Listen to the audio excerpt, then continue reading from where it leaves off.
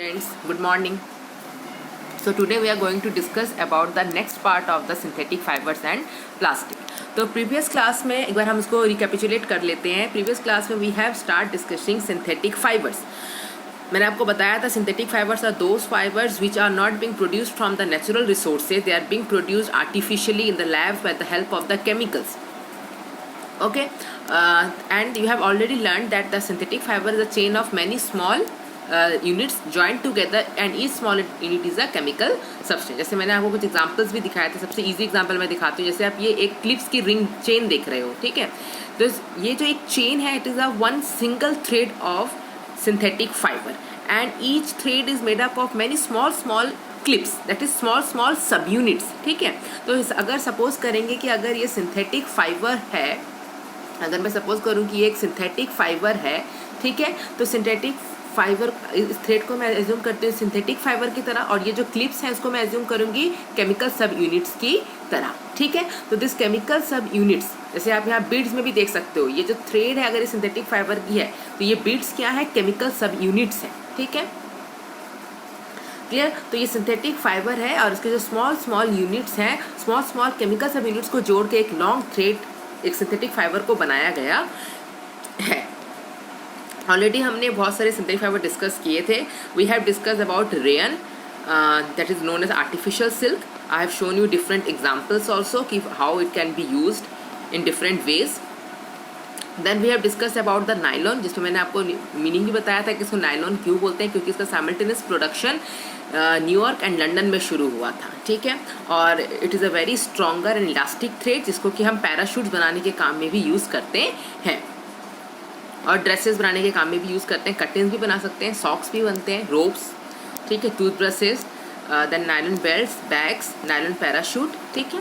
So today we are going to discuss about the next synthetic fiber, and that next synthetic fiber is polyester.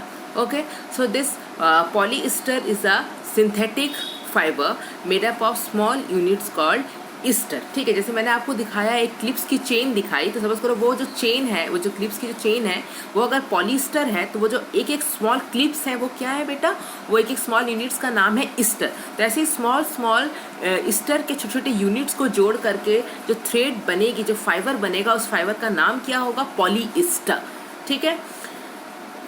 It is a light, strong, elastic, easy to wash and does not get wrinkle easily. इसकी advantage क्या है, it is very light to use, ठीक है, बहुत strong है, elastic है और फिर रिंकल नहीं होते हैं, ठीक है. It is used for making dress materials, और इसको हम बहुत तरीके से कुछ फाइबर्स के साथ ब्लेंड करके भी यूज़ कर सकते हैं. जैसे कि it is mixed with cotton to get polycot, it is mixed with wool to get poly wool, ठीक है. तो इस तरह से हम इसको ब्लेंडिंग फाइबर्स करके भी उस फॉर्म में भी यूज़ कर सकते हैं. अगर हम कॉटन के साथ इसे मिक्स कर दें तो हम बोलेंगे इसे पॉलीकॉट, और अगर हम इसे ऊल के साथ मिक्स कर दें तो इसे हम बोलेंगे poly wool. Then the two common polyesters are terylene and PET. PET full form is polyethylene terephthalate. Okay, ये दो टू कॉमन पॉलीस्टर्स के फॉर्म हैं जो हम यूज़ करते हैं. Terylene is a polyester used for making dress materials. It can be drawn into very fine fibre that can be woven like any other own. तो Terylene से हम ड्रेसेस बना सकते हैं क्योंकि इसके बहुत ही फाइन फाइबर्स होते हैं जिसको कि हम फैब्रिक के फॉर्म में वीव भी कर सकते हैं, ठीक है. PET is a polyester use for making bottles. जो आप घर में बॉटल्स यूज़ करते हैं, आपने देखा होगा, ठीक है, वो बॉटल्स क्या है बेटा, पॉलीस्टर की बनी होती हैं. Utensils, okay, and wires etcetera. Then see, this is polyester fiber. They are very fine fibers. They can be woven into fabrics. Polyester fabric आपने पढ़ा है ऑलरेडी पिछले क्लासेस में कि हम फाइबर्स को यान को फिर फैब्रिक में कन्वर्ट करते हैं. This is polyester fabric. This is Terylene fibre. Okay, ये कॉमन है polyester. Common form of polyester is Terylene fibre, Terylene fabric, PAT bottle जो आप घर में यूज़ करते हैं, ठीक है. वायर्स, ठीक है. Then next is acrylic. This acrylic is also one of the synthetic fibre which has properties similar to wool. इसकी प्रॉपर्टीज ऊल की तरह होती है and it is cheaper than wool. इसीलिए हम इसको ऊल के अल्टरनेटिव में भी यूज़ कर सकते हैं क्योंकि इसके फाइबर की प्रॉपर्टीज ऊल जैसी होती है, ठीक है. So it is used for making sweaters, shawls, blankets, etc. They are available in variety of colors. ठीक है, तो आपको याद रखना है this the synthetic fibre similar to wool.